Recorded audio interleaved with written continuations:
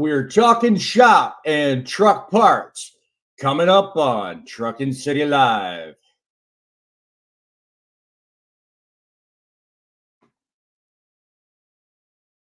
Come on.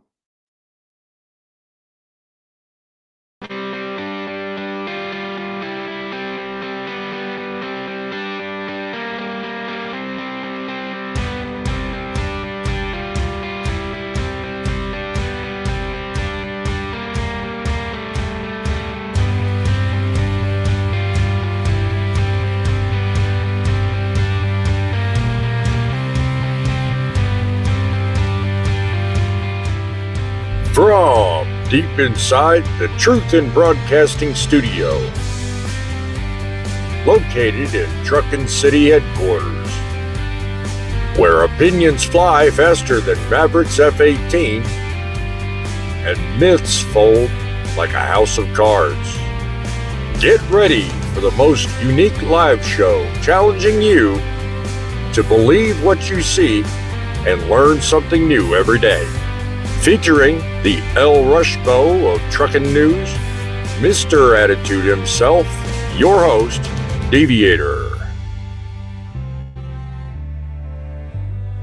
Howdy ho and welcome once again. Another 11 o'clock time period has gone by, and yes, we still have technical difficulties. I keep trying to change the system and make it smoother, but be damned if the system don't always fight me every time. Howdy ho and welcome. If you're joining us from YouTube, take a moment, go down below, like and subscribe. Become a member today and follow us. We are all about trucking news, and all things pertaining to trucking. Today's show, we're talking about truck mechanics, truck parts. I've got an interesting video that's dropping after this live that is basically all the fodder for today's conversation. I've got a wonderful panel of guests joining us. If you're joining us with Driving with John, make sure you go down, subscribe, like the video on his show and on his channel as well. Which brings me to the purpose of the channel. Hey, look, the MainStreet, they just don't get it right. I do, because I'm in the industry. MainStreet media does not fight for you. MainStreet media does not have what it takes or the capacity or time to report on everyday issues. Okay? There's lots of trucking channels out there. They're all over the internet, and they're telling you all the stuff that, from their perspective, they think is right. But if you look for any of these stories that any of these main players in trucking report on, you'll never find it on a MainStreet media website. Fox, CNN, ABC, all of them. They report on what pays their bills. Now, I can't blame them. I can't say anything bad about it. But that's where I come. I find the stories that MainStreet ignores, and I bring attention to it. And that's what the purpose of my channel is here at Truckin City. We are engaged in day number 29 of the war on MainStreet Mafia. We are dedicated to making you smarter and better and more aware of what's going on in trucking today. And who better to do the job and join us than a man who's got a very funny outlook on exactly how things look in trucking. The man who coined the phrase, truckers are people too, Driving with John. How you doing there, John? I'm doing great. You make me sound much more interesting than I really am. I'm just saying. Oh, come on. No. You're all that, and I think I called it accurately. Yeah. And pardon me, guys. I'm working through technical issues as we speak. And we've also got another guest you're very familiar with, a man on social media who's known to be grumpy as hell, the grumpy old trucker. How you doing, Frank? Good morning. How are you, boss man? All right. And I love your background, by the way. You're boasting and bragging. So hey, that's a good thing, you know. I had to make a change and decided to do this. Well, God bless it. Change is a good thing. And another old Wild West, a guy we refer to as Gilligan. Welcome to the show, Gilligan. He's on. Good to be here. Today. Hey, I'm glad you're here. Glad you're here. So I started the show out asking the question and kind of teased what it's all about: truck parts and truck mechanics.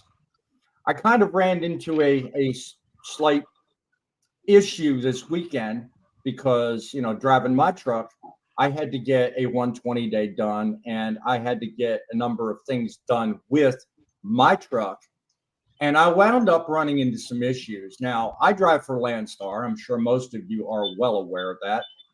And we have places that will gladly work on our trucks, but only specific ones that will actually do the 120-day inspections. So as Landstar tractors and Landstar trailers, we can only go specific places. So it took me almost 3 days and traversing 2 different states to finally locate someone that was actually capable of doing an inspection on the Landstar trailer. So it kind of got me to thinking about, okay, the state of mechanics today. I did some research, and I've come up with a great video, basically, which will drop after the end of this live, which basically looks at statistics on availability of mechanics and truck parts. It wasn't all that long ago that we had no issues with one, but we had issues with the other. I mean, who remembers, and John, you can tell me if you actually remember this or not, who remembers the CPM shortage back the first part of last year when everybody was trying to buy new trucks, but there was a great allotment of brand new Class 8, I think they were Freightliners and Volvos that were experiencing a huge shortage, and they couldn't get them out fast enough. They couldn't fill the orders. I don't know. Do you remember that, John? Yeah. I mean, it got so bad that people were actually stealing CPMs off of other people's trucks while they were sleeping. It was crazy for a while. Yeah, and they're still doing it. There's still reported thefts, especially with the older Freightliners. Thankfully, it doesn't really involve some of the newer ones, but even the newer ones can be disabled by just simply removing that. I think there's a faceplate that goes over one of your switch panels, reaching and take. It's really easy, and I was amazed. I saw a video on it once, and it just startled me. It makes you really think twice about how you lock your truck. But the guys that drive the older trucks are more susceptible to it. I don't know. Frank, do you remember hearing anything about that? A little bit. I believe it was John that was actually telling me about it, that there was a lot of that going on out in California and stuff, that people were stealing those. Yeah. And, that's the factor of it is whenever you have a parts shortage and you got drivers that are wanting to still roll, a lot of them are going to do what they have to do to make a buck. Mm-hmm. Yeah, that's very true. What about you, Gilligan? You've been in trucking a while. Have you seen a lot of theft when it comes to trucks in general and parts and stuff? I haven't seen much of the part of theft, but I do remember back 3 or 4 years ago, whenever there was a big shortage for the parts for trucks. Yeah. And you couldn't hardly find them. Yeah, it started during the pandemic, and it's really never fully recovered. I mean, we are better off today in terms of parts availability, which is kind of one of the directions my video, when it drops, will kind of go into detail. It talks about, briefly, during the pandemic was really a problem. And what I really touch on in the video is the media's lack of reporting on it. But the parts shortage started for obvious reasons during the pandemic. And we're just now getting to a point where, if you go in and, your common parts like your filters and your belts and your hoses and all that's available, that's fine. But specific parts, sometimes you're on a waiting list. Sometimes it can be as long as 3 to 6 months. And that's really a hard hit if you're a trucker that needs to run. So if you're a big fleet, it doesn't bother you. But if you're an independent owner operator, like, the group you see on the screen, it's a problem. One day is bad. I can't imagine being down for 3 months. Oh, there's guys that were down for months for a sensor. I mean, it was bad there for a while. I had a knock sensor that went out in my truck, and I had to drive all over the state of Wisconsin to go to like 4 or 5 different places to get the two different knock sensors that I needed, and then bring them back to the original dealership in order to get them put in my truck. So, you had to be willing to go the extra mile if you want to keep running. No joke. Yeah, you do. Yeah, certainly. It is not easy, especially when you consider, what we do for a living. Every mile counts. So, anyway, trying to get screens oriented here. Trying to see. No, not working. Oh, well. I hear squealing. That must be you, Gilligan. Yeah, I got some chimes out here. Yeah, I was going to say either that or it sounds like one of those wind turbines, windmills or whatever it is. I hear it too. I was wondering what that was. Yeah. It don't bother me. It's just something I noticed. Yeah. Anyway, so yeah, to get back to my story, I mean, I was in Indiana, and my boss dropped on me, okay, we got to get a 120 day, that kind of thing. And I started, I think it was near the western side of Indiana. And I had to drive all the way across Indiana. It took me 2 days locating somebody. And I finally wound up getting to Toledo, Ohio. And I was a TA in Toledo, Ohio that is authorized to do Landstar inspections. But I wound up getting there, and they were backlogged too. They had one in the bay, one waiting, and I was third in line. So it took me almost most of the night to get my 120 day.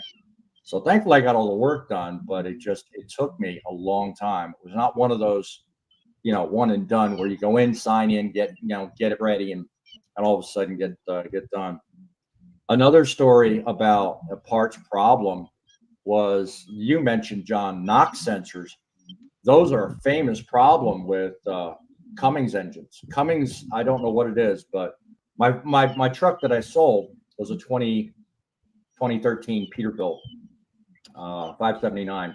It had a 15-liter Cummins, and I went through the whole time I owned it. I owned it for almost 7 years. The whole time I owned it, I went through, I kid you not, 4 different knock sensors. And every time I bought them, they got more and more expensive. The last one I bought, I had to wait 2 days to get. And it wasn't because it was weekend. This was weekday. And I was in a motel. And no, that one I didn't stay in a motel. I was a DPF later.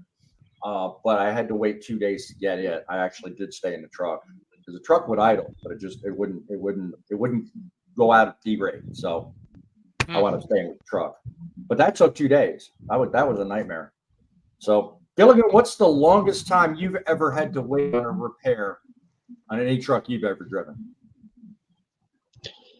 I'm going to say it was probably about a year ago, and I was set for 2-3 days.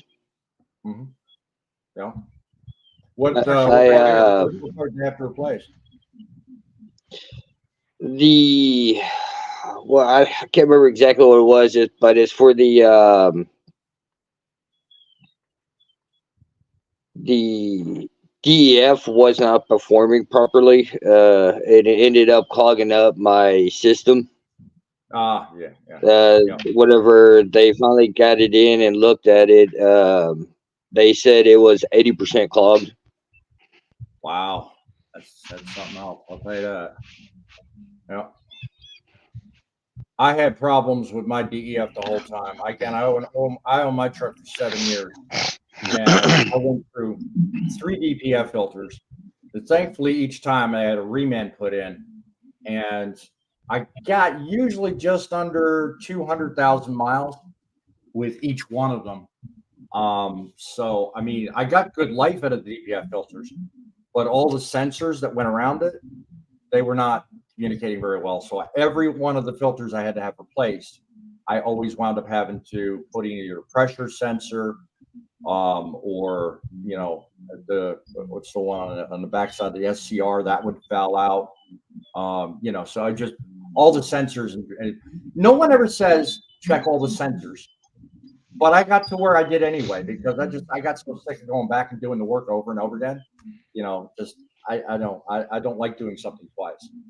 So what about you, Frank? What was the lowest repair you've ever had to wait on? I've had several, boss man.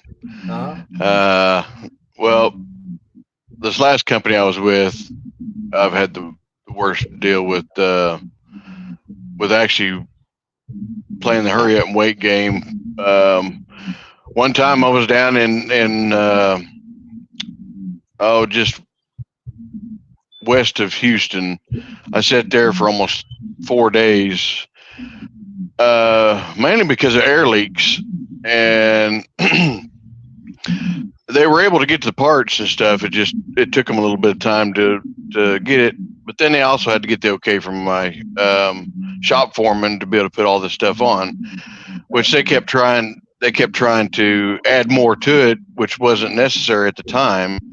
So I sat there, like I said, for 3 days for that to be done. And once they finally got the parts that would get me legal enough to get me back to the shop up there, then they found other issues after I got up there. So they basically just took me out of that truck and put me over in another truck.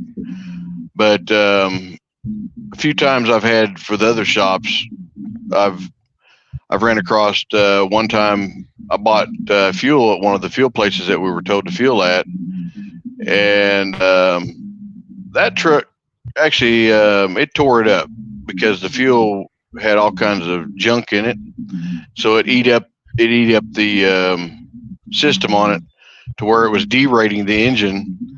They weren't able to get the parts at the time because it was during the pandemic, so it basically threw me in another brand new truck, which at that time I was actually training someone. So that, in itself kind of sucked because, when you're training somebody and then your truck goes down, that don't look good. And so, it's been several times I've been stranded for more than 2 or 3 days before I'm able to get into another truck or before they're able to get me fixed. And I mean, of course, that comes with 23 plus years experience too. So, that's one of them things, over the years you wind up sitting a lot whenever you have mechanical issues that had to be taken care of.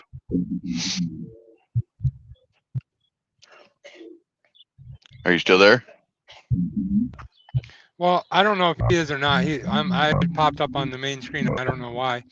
So let me see if I can. I want to read some of these comments anyway. Let me change this format though. I'm not sure how to do that.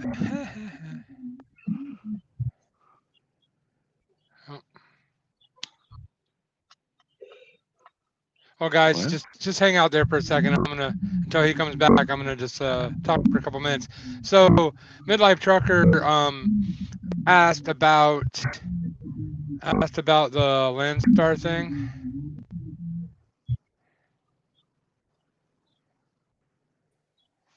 Let me run the show. Damn, it's my show. I had a power problem here. I lost power and didn't figure on a backup plan. So, we wondered what happened. I was sitting here trying to get my phone to kick into its break. Work on that for a second. I'm going to finish what I was saying there. So Midlife Trucker, he actually had 2 comments. One was about Landstar. Is it cheaper or quicker to get it done at a terminal? I actually used to work for Landstar, and I know some people on this panel also work for Landstar. I'm not going to say who, but I will say that getting it done at a terminal doesn't make a difference price-wise, because Landstar covers it as long as you get it done before the 120-day mark. And Poet said something about having it done yearly. That's legally the law in the United States also, but Landstar makes you do it. I think it's once every 3 or 4 months. So, Midlife Trucker also asked if certain parts of trucks took longer to get or were more expensive than others. No, not more expensive. Just took longer. I can only speak from Freightliner and Mac because those are the two that I have experience with, and maybe you guys can say other things. But I can do. I can tell you, back when parts were short, it took me. I just had to get an air conditioning switch for my Mac. It took me 4 months, so I drove around without any switch on air conditioning for 4 months while I was waiting for it to come. So. I don't know where in this list of comments you are. Apparently, all of that dropped and worked itself through during the power outage. I don't know. Sorry about that, folks, but I'm looking and I noticed one that Poet put up. I don't know if you've actually talked about it or not, but it's one of the things I mentioned on my video dropping later. Poet, thanks for the comment. Mechanics are no longer mechanics; they are now computer technicians. I actually termed it diesel technicians. Yeah, but that's so true, and that kind of bothers me because I mean, in a sense, that's also part of the argument I made in an earlier video, where we're getting priced out of the market, people. I mean, it's crazy. They're putting such emphasis in trying to teach everybody all these computer skills, software skills. You know, it used to be you could turn a wrench and fix the problem. Hey, Gilligan, sorry to interrupt you. Hey, Gilligan, can you mute your phone for a second? Yeah, I think it's the wind I'm hearing. Go ahead. Yeah, you can unmute, but that's fine. Somebody's got a little bit of feedback. I don't know if it's probably Gilligan, I guess. I don't know. I think it was wind. But. Yeah. You guys can unmute if you want. I mean, I can't talk to you guys if you're quiet and muted. I'm not so muted. I don't know where in the comments you were, John. I didn't want to interrupt you, but I think it's a great conversation to talk about because I mean, the longer we go down the road of, trying to, figure out how especially with today's environment where, the government's wanting everything to go electric. Oh my word, don't even start on that. But, now it's not only do you have to know how to be a diesel tech, but you also got to be an electrician now. I mean, what do you think? I mean, as somebody on your own, John, do you think we're actually going to be able to go down the road of electric? I mean, I've heard you talk about it before. I know your opinion, so yeah, don't go nuts on it. But I mean, think about it. They just dropped this 16-year plan for Joe Biden to electrify the nation by 2040. I mean, let's be real. I mean, are we really ever going to get there? Eventually. I'm never going to say it's not going to happen. But here's the thing. We're nowhere close. Like, no. I mean, they have some trucks that can do like 150, 200 mile round trip, 250 maybe round trip. But and that might work to haul potato chips around Atlanta or from around Phoenix, Arizona, but that's never going to even come close to a long haul trucker. To replace trucks long haul, we're talking, honestly, it won't be in my lifetime.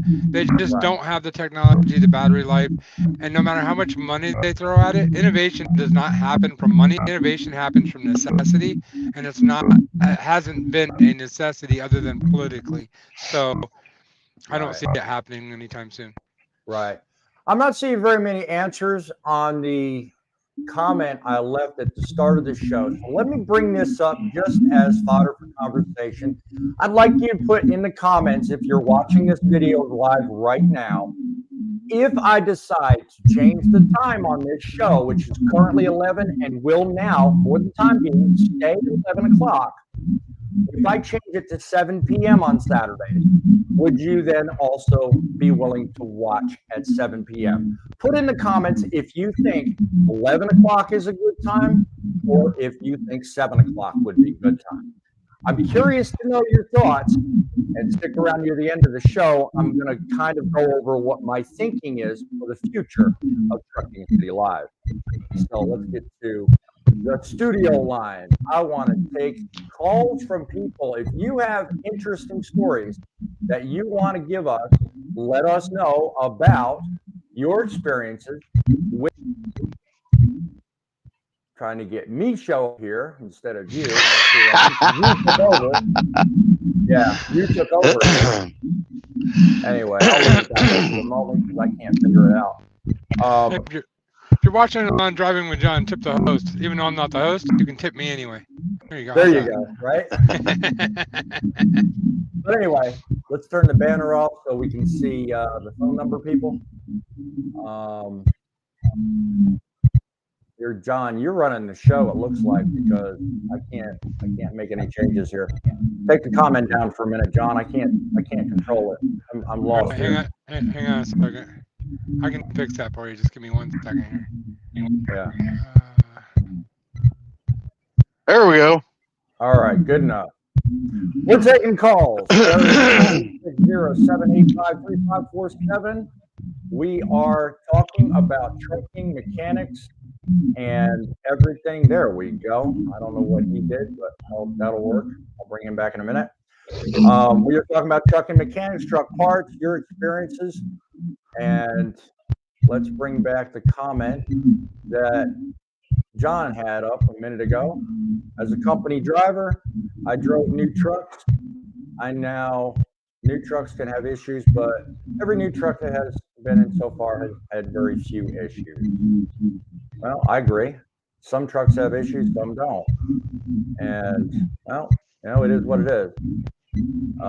Hey, I don't want to interrupt, but go right even ahead. with Gilligan muted, we still have a lot of background noise coming from somewhere. It's He's almost not like muted somebody's anymore. interrupted. I know, but even when he was muted, I could still hear it. Yeah, no, for the moment, I'm going to tolerate it because I've got enough technical issues with this show right now. Yeah. Keep you going in.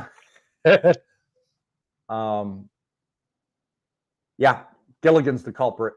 He's got a background noise. Gilligan, let me ask you a question. Do you have echo cancellation on yours? He's also got a headset if it's plugged in and charged. That helps. Right. I don't. Unmute mic. I don't. You don't? Okay. Yeah, I don't know what the noise is in the background. It's like almost like music way off in the distance kind of sound. Yeah, It somebody. sounds kind of like a robot. Yeah, so it's almost like one of you don't have echo cancellation, but that's just my thoughts. I don't know. I'm no professional. Again, I don't know if you got to his comment from earlier. Midlife talks about he's got a 24 Peterbilt with a Cummins.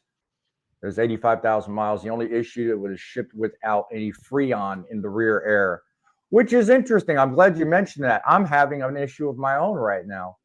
I have no front air on mine. Mine just quit. But my rear air works. Pipes out ice cold, and it's great. But the front, it's just regular temperature. So put down in the comments if you think you know what that problem is, because that's a brand new Freightliner as well. So I mean, well, he's got a Peterbilt, but let me see. Many drivers I didn't actually know they ran two separate systems like that, because he said the back system didn't have well, he said Freon, it's refrigerant in it. So that kind of surprised me, because I didn't realize they run two separate systems for that kind of stuff. They don't. What it is it's a valve system that works off of relays, and if one of them's malfunctioning, it will shut down one area and the other area will work great. It's kind of dumb. But the whole system holds a certain amount of poundage, and that's it. Yeah. Where's your headset at there, Gilligan? That would help quite a bit. Well, I'm not noticing it. don't have it. Yeah. Anyway, Midlife says a lot of truckers are home on Saturdays. Well, that's a good point. I guess he was answering my poll question. So, talking about air conditioners on EPU. Oh, okay. That's instead of having an APU, which is the motor generated. Yeah. EPU is a battery pack. Unit. Yep, and power unit. Yep, there you go. That makes sense. I don't like them. Gilligan didn't like them either, because whenever it gets real hot during the summertime, they can't keep up to cool it in the cab. Yep. No. And I had 22 or 23, and I was having problems all the time with citrus going out. They had to replace 2 of them. I mean, it's just complete junk. Wow. That's something, yeah. See, I've never had an EPU. I've always had APUs. He said he loves his, but I don't know. I've never had one. So what's the downside and upside? I have no idea. Well, we already talked about one's a generator and the other's electrical, but oh, I see what you're saying. Okay, yeah. Yeah, I don't know. Like, I don't know what the downsides of either one is. All I know is I have Opti-Idle on this truck, and that absolutely is horrible. I prefer an APU. Yeah. So, I would, yeah. But I don't have an EPU, and I've never had one, so I'm. You wouldn't want one. So. Yeah. EPU runs off of batteries right behind your cab, underneath the catwalk. There's about, I think, 6 or 9 big deep cell batteries, which just adds weight. And that all runs your system only in your bunk for heating and cooling. Some of those systems are just set up with two of those batteries, Frank, so they don't all work the same. Well, yeah, but they're still deep cycle battery of some sort. You have those great big cat batteries sometimes they put in there. Yeah. Anyhow, I prefer not to go with. I'd rather mess with a tri-pack or any kind of actual APU that runs off an engine, because at least when that goes down, you're able to work on that and get it going again. I mean, yeah, it may take a little time, but there's nothing like a good motor that's running your compressor, giving you cold air all the time, or even that. I mean, some of them generate heat. Now, this last truck I was in with Summit, which is the company I left, which is good company, but just I had technical issues with them. Anyhow, they have their trucks, a lot of their new Freightliners, that the heating system runs off of that carrier. And unless that carrier and the engine, the truck engine, is nice and warm, the heater don't work very well. I found this out the hard way. Right. Because when we had them real cold days just as past winter, I discovered it was best to warm the truck up, then shut the truck engine off, then start the APU up. Then I had heat in there, because it runs off the heating system from the engine. So once it's heated up, then it'll continue making it hot. Because if you don't, it's just going to blow cold air for the longest until that little engine gets warmed up, which takes forever. So, and then another thing is, when it's even with the anti-gel put in the diesel system, it may not crank, because those little 2-cylinder engines, they're cantankerous when they get real cold. Right. But I fought with the little rascal all winter long, and we went round and round and round a few times, and I won that battle. Well, reading these comments, I'm guessing that it's a personal preference thing, because some of the things he said, it's a positive side of the only noise is a fan. Well, again, that's a personal preference. I actually prefer, because I ran Reaper for so long, I prefer an engine or something humming near my head when I sleep. I actually don't like super quiet. But I think that's a personal preference. Obviously, not everybody's going to want something running right next to their head, but it's become a normal thing for me. And he said his runs off of a 4 deep cell batteries. I think it all depends on the person.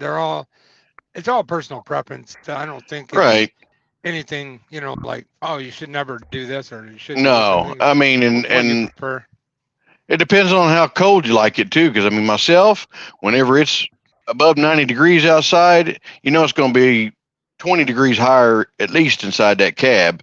So I want something that's going to give me some good cool air. Either that truck's going to be running, or I'm going to have that APU running. And when I had that EPU and the temperatures were up there close to 100 degrees while I was out on the East Coast a few summers back, when I worked for a company here in Oklahoma, I won't name them because I'm a little upset with them, but anyhow, I was trying to be a lease purchase through them, and they put me in a brand new truck. It only had 500 miles on it whenever I got it. But there again, it was right during the pandemic issue. It had there was some kind of a sensor that was built into the steering wheel, and this dumb thing, whenever it would act up, it would shut down all my oh, what do they call that? It's whenever you have your cruise set, and it had all them sensors where if a car gets in front of you, it'd slow you down and all that.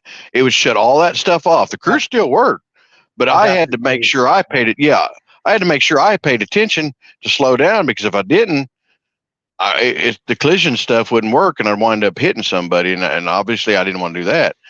Well, this little part was in back order whenever I went in and had them check it out, and they said it was going to take possibly up to 3 years to get this part. And I'm thinking, you're telling me I'm going to have to drive this thing, if I stay with you all, for over 3 years like this? Nah. I mean, I'm paying for it. I'm supposed to be buying this rig, and you're telling me that? Not happy. So that was one of the perks that I didn't like, and besides the factor that I'd wound up, me and the wife caught COVID that year, I wound up giving the truck back and everything. Of course, that company called me up begging me to come back, and I'm like, nah, I'll be all right. I said, I don't really want to try to lease purchase. Oh, no, you can come as a company. I'm like, oh, so that way you can tell me where I have to go? I was like, no, I'll pass. Of course, the whole time I worked for them, I wound up, running every run they gave me. So I didn't turn down any loads, but I didn't make any money either. I mean, it just, you can't, if you're paying outrageous fuel prices, because at that time the fuel was going up. I mean, when I was out there on the East Coast, of course, you two would know, because that's where y'all run. Yeah, fuel got up there $6, $7, $8 a gallon, and you had to be choosy where you got fuel at.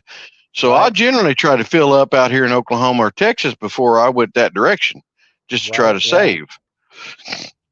Midlife Trucker contributes, says there are times when an EPU doesn't keep up, like in Laredo in the summer, just override the idle shutoff. That's actually a problem for APUs too. When I was in Arizona one time, it was like 114 degrees, and the lowest my truck would get was like 90 degrees. So, yeah.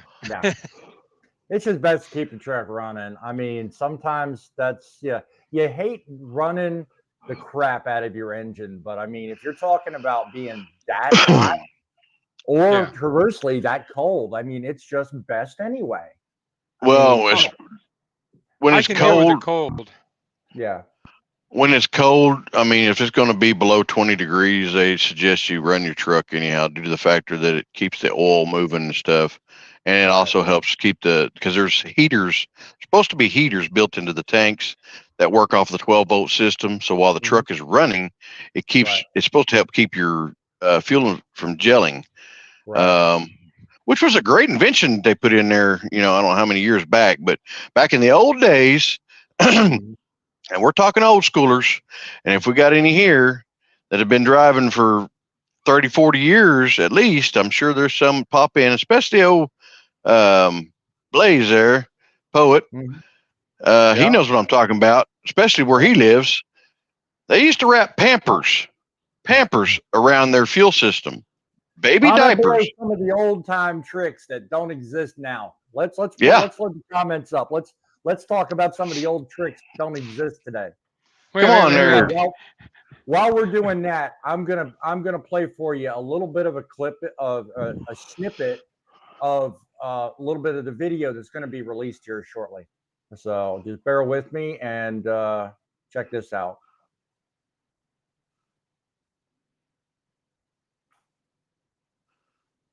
Nice work. It's a freeze frame of you. We can all hear each other. Everybody can hear us. So shh. Yeah. Well, obviously this ain't working the way I wanted it to. Well, guess we don't try that one again.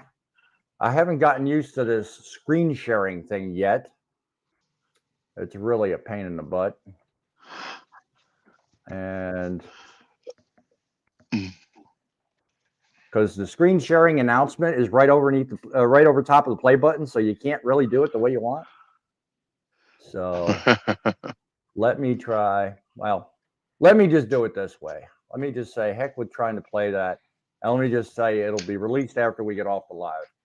But it's talking about everything we're talking about. And I thought it was good to talk about your with what you were talking about there a minute. Frank stack mounted fuel heater.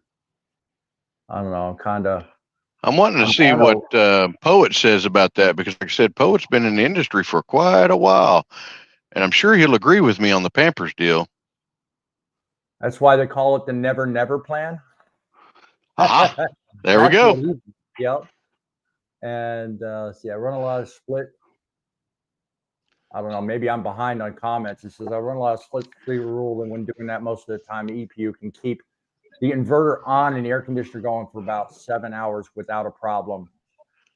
I would actually feel like that's too long, but okay, you're a brave man if you'll go that long. Yeah. Yeah. I don't think I could handle that. Yeah. An old timer like me. I know whenever I was up in North, just one of those icy hot days. Hot? What's that, Gilligan? I remember being up in North Dakota whenever I think it was like 3 or 4 years. Yeah, about 3 or 4 years ago. And it like we literally had to run our trucks all night just to make sure they stayed warm enough to start in. Yeah, yeah. You're kind of cutting in and out there, Gilligan. Yeah, I got the gist of what he was saying though. Goes on to say, I mean, at that year. Yeah, he's talking about they have the opti-idle system. Yeah, we had haven't.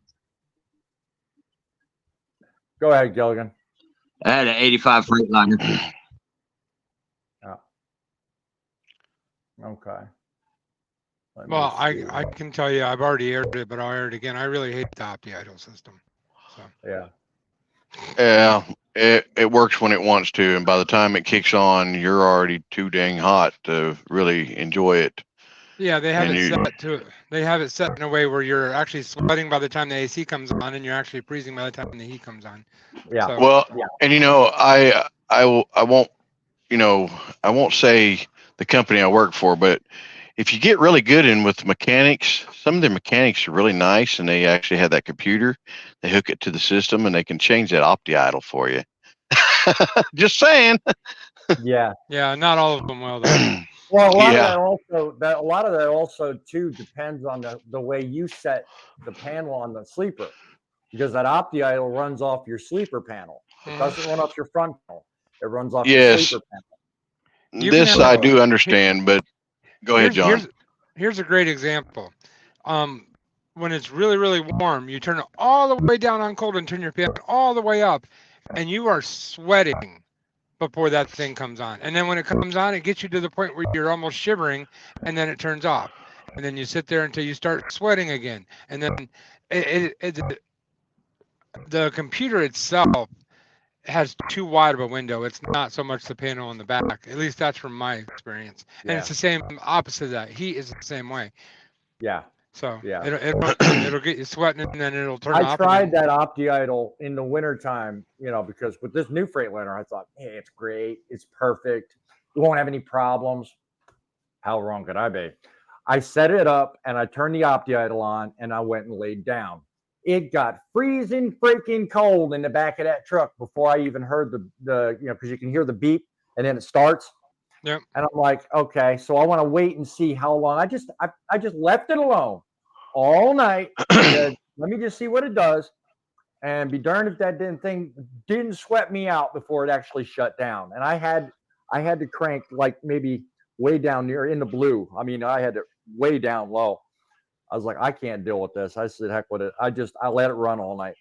Boss ain't happy about it, but boss man, you said you was having issues with your bunk heater anyhow there for a while. Did they ever get that fixed for you, or because you said something about the tube or something going down to the tank? Yeah, that there's came a pickup tube that goes from your I think it's your right hand tank, and it goes up into the fuel delivery line to the bunk heater itself, and that tube came loose, and gone inside the tank.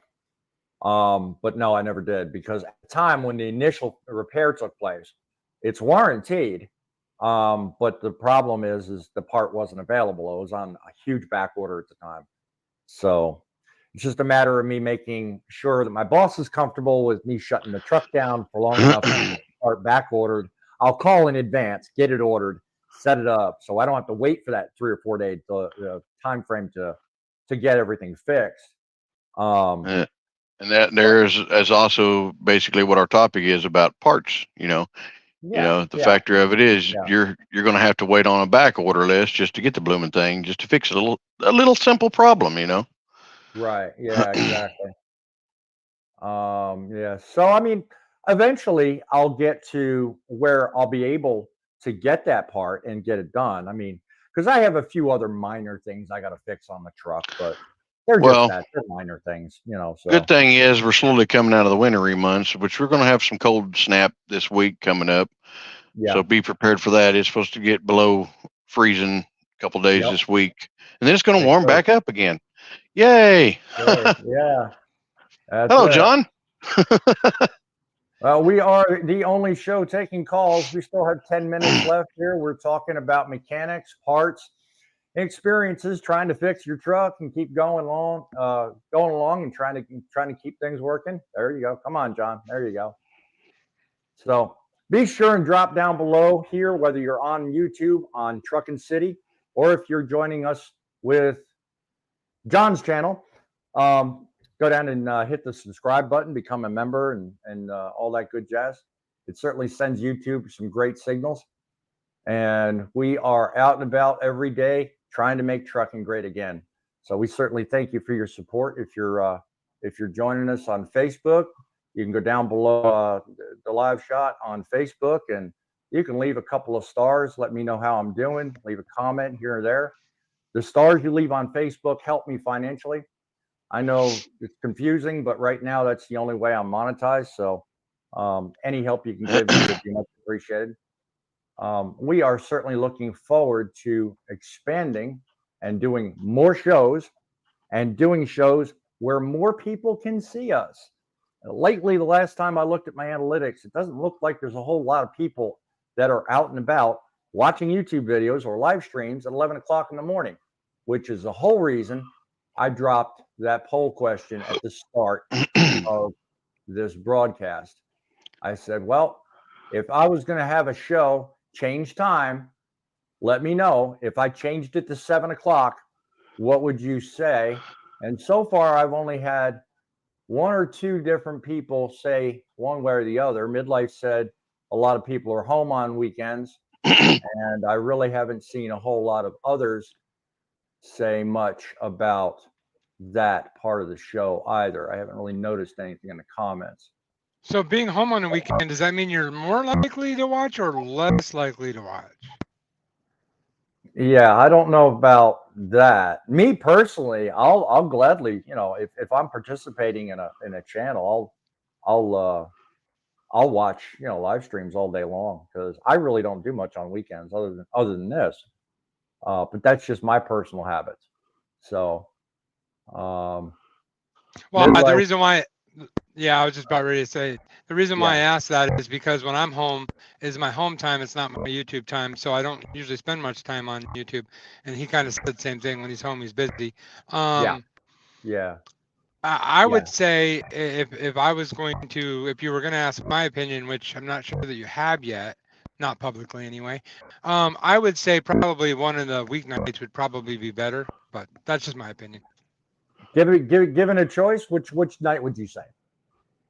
Well, none of them work because my schedule is crazy, but I'll do the best I can to accommodate any schedule. So just I don't know. I don't know. Actually, I think that's a good question. Do you think midweek, beginning, or end of the week is better? I think probably midweek, but I wouldn't know for sure. Well, looking at my analytics, I have 2 days that are good for live streams. Well, I would think live streams. It says videos, so I can't really pull one from the other. But Wednesday and Saturday so far seem to be the hottest number days anyway. So What I was going to wait till near the end of the show to talk about, and we're just about near the end anyway. And I'm actually considering 2 different shows, and everybody currently knows about the Saturday show. That's not changing. So when I decide to make that change or any change, I'll certainly put it out, and I will let the viewers be well aware of that. But, maybe it's an idea, since you've already got the Saturday kind of locked up. Maybe Saturday, Wednesday. Yeah.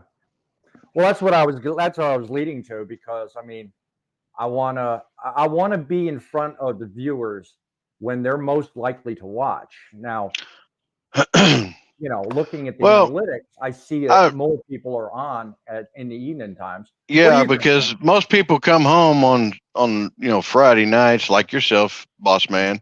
You're kind of tired, groggy. You don't want to get up early in the morning and start watching YouTube videos, usually as a rule. So, I mean, most people start doing that in the afternoon, the evening time, whenever they're bored and sitting around. They're either going to watch that or they're going to watch TV, which most people like to get on their phones or devices, and they start watching YouTube videos, TikTok videos, all that kind of stuff. So, I mean, I think honestly, an evening slot would probably work a lot better. Not too late, not too early, kind of in between. So somewhere, I'd say, I just my personal opinion, somewhere between noon and 5 o'clock ish your time, somewhere in between there. And that would be something I'd throw on your poll for his live shows. Yeah, somewhere in between there. No, not during the week, on the weekends. See, John. Well, I like this 11 o'clock slot. I like this 11 o'clock slot. I really do. First show I'm focused on is this one. This one right now, everybody knows me, everybody knows the format. So I'm focused on this. Poet says Saturday night. So, I mean, if I broke it down and had one show during the day, one show at night, that's a possibility, because I mean, I like the idea of being out there when everyone is. It doesn't strike me, just numbers wise, it doesn't strike me as being all that successful if you're out there and everybody's busy doing stuff. Right. That's why the weekend. Midlife says avoid Tuesdays and Thursdays because other people seem to use those nights. But I don't know. Friday's another busy night for lives too. Yeah. But yeah, so you're one in a million when you're doing stuff like that. He also says Saturday 11, but Wednesday. Hey, feedback is good. I mean, I'm considering the second show, but I don't know exactly what direction the content of that show will go in. Because call-in show's here, so I'm not doing nothing. But the Wednesday show, I think might be more news centric and more different. I haven't made up my mind yet. But if you're not careful, I might take that. I might just jump in and steal that slot from you. No, I'm just joking. I don't care what show I've got, guys. You are welcome on as guests. Whether I format and focus on guests, that's a different story entirely. But hey, that's a future show and it's a future time, so we'll see. He was saying Wednesday at 7 p.m. You missed I don't know what he's meaning here. He said you missed the 7. On Wednesday at 7 p.m. Is that what he's talking about? Yeah, on his comment it says Saturday at 11, but Wednesday at 7? ? So he was wondering, like, Wednesday, if you were going to do it that day. Okay. Yeah, totally went over my head. Sorry about that, Midlife. Yeah. If I did a Wednesday show, that would be when I do it. Because originally, before I even started this show, I originally polled everyone in my Facebook group and asked them 3 time slots. I said Saturday 11, Wednesday at 7, and I think, correct me if I'm wrong, Frank, but the third one was Monday at 7, I think. I don't know, but there was 2 evening time slots and there was the Saturday one. And everybody resoundingly said, do Saturday. So that's why I'm here, doing now. Because the poll won Saturday 11. But the other times as backups, I was thinking it would be Wednesday at 7. So I'm leaning on that. that had a higher percentage on the poll. Kind of what I'm seeing going on with what you've discussed with me and stuff is we're doing these lives. A few people pop in and watch for a while, but then most of your viewers are watching it after it's been on there for a little while and they start watching it later in the evening, which is fine too. You still get, you're still getting your views, which is great. Right. But the whole purpose of doing the live is so we can get live feedback from our viewers and see what their opinions are and take their calls or whatever. Or, if you want to invite them in as a guest on our show, that's what we were here for, Right. So but we've got to do what makes our viewers happy. But we still appreciate the replay game, guys. Everybody, you guys do really good on the replay game. So keep watching, keep sharing. We appreciate it. Listen to it while you're driving. That's what I do. Yeah. Well, I mean, I was going to get to the whole idea. I mean, watching live as it goes on, I seldom ever get to watch it live as it goes on with other people's channels. I do just that. I sit and watch the replays. And that's where I noticed the last 2 weeks have actually gotten some good traffic and some good numbers. So people are watching on the back end, and I got no problem with that. But I'm curious to see whether if I host this show at a different time, whether those numbers will change too. Because again, I'm still new to this whole YouTube game, but I'm not changing my theory. I'm still passionate about coming out here and talking about trucking. And I'm also equally as passionate about making sure that it's viewer controlled. I do what I do here because of you watching the show, calling the phone, leaving the comments in the chat. That's why I do this. I get a kick out of getting reactions, good, bad, or otherwise. I just love hearing the feedback. So that's what this whole thing's all about. So Gilligan, you keep going in and out screen wise. What are your thoughts, man? What do you think about this show? I'm enjoying it. This is actually the first live stream I've actually been able to get on. Like I said, I've been having problems with my phone, but I'm picking on you about that. I'm sorry. When it comes to whether we do a daytime show or a nighttime show, what are your thoughts? To be honest with you, you'll probably get more of a feedback and more people in here if there was more of an evening time. I kind of agree with that part. Yeah. Because it's like John was saying, a lot of people don't want to wake up, like it's Central Time here at 10 o'clock to be able to come on and watch it, or they're out shopping or doing something. Yeah. Yeah. Well, and just like with me on my analytics with my group, I've noticed a lot of my viewers get on there later in the day and participate and do their likes, their shares, and their commenting towards the afternoon, especially towards the weekends, like on Saturdays and Sundays. I get the biggest feedback I noticed. Right, so it may be something you throw into your poll and just ask again. I mean, it can't hurt to ask. Well, I polled the audience here on this show. I have not thrown that poll up on my Facebook group. So there again, if you're feeling froggy, Frank, want to add that, that's fine. Or if not, I'll do it later on when I'm thinking about it.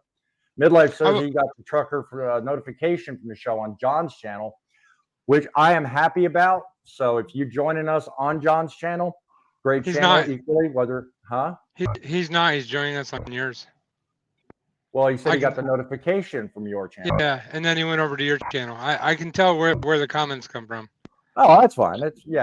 I'm talking about which is fine with me. Which is fine with me. Thank you, Midlife Trucker, for watching. No matter where you watch, I appreciate it. Yeah. So right. Another thing I see here is, especially off of what you're reading, is like whenever you first started, I wasn't getting no notifications even from YouTube that you were even coming on. So I had no clue when you were coming on. Right. Okay. Well, I think that's fixed. To Driving with John. Yeah. Well, see, believe it or not, I get it from both of y'all. I get it from Boss Man's, and I get it from Driving with John. So they go bling bling just about 5 minutes before the show starts. So and to Gilligan's point, the whole reason everybody got the notifications so late was because I didn't put up the announcement for the show until yesterday evening. So normally, as a rule, I'm putting up the announcements and the plans for the show on Mondays, usually. But I was so busy running loads this week, I just did not get a chance to do any of that. So let me point out something real quick here. I want to point out something. The last couple of comments that have rolled in, I want to show everybody something. You'll see Midlife Trucker says it's one of those things, right? Looks totally normal. You go to his next comment, it's highlighted in green, and he has a funny emblem next to him. It's because he's a channel member of mine. So anytime you see that on there, that means they're channel members. So thank you, Midlife Trucker, for being a member on Driving with John. And my new video is coming out, and you're mentioned in it, by the way, for my memberships. So talking about me, or are you talking about? I'm talking about him because he asked me to make a video about my time schedule as a creator and a trucker, and so I'm not gonna tell him what it's about yet. You got to be a member to know. So there you go. Well, if you don't mind, boss man, I just want to kind of bring out the factor. Yes, I have had this Grumpy Old Truckers group for quite some time. We've got over, I think there's close to 120,000 members now. Great, wonderful. I also have an actual page set up for Grumpy Old Truckers, and I've also got a YouTube channel set up. I just haven't got no content loaded, but once I can get this squared away, I'd like to be able to share our lives over to my YouTube as well. I've got to work on that. I was trying to do that earlier and failed. So once we get that technical difficulty worked out, everybody, you're welcome to come over and check out my channels and my Facebook groups and my Facebook page as well. I sure would appreciate it. Amen to that. Yeah, I certainly have no problem with that. Look, I mean, we're all a great, happy family here. John, your channel is doing great. I recommend go look at his channel, become a subscriber, like his content. Don't forget to go down and like mine. Join Grumpy Old Girl. I'm going to get this out one way or the other. Join Grumpy Old Truckers on Facebook. Also, take a look at That's Truckin on Facebook, because that's where all the news stories come from. There you go. So I mean, we're all about letting you know what the news is, being screwy on film here. But yeah, every day is a holiday, so make sure you take all the time necessary. Be safe, be kind to everybody. Take a moment when you're out and about. Thank a trucker. Thank a trucker. Make that effort. Buy us a cup of coffee. Say thank you. Because remember, guys, it's the trucks out here that make these deliveries. It's the drivers that make the biggest difference. We are out here every day fighting for you. So, guys, simply, yes, you can. Remember, keep it safe, keep it between the lines, and we'll see you next week.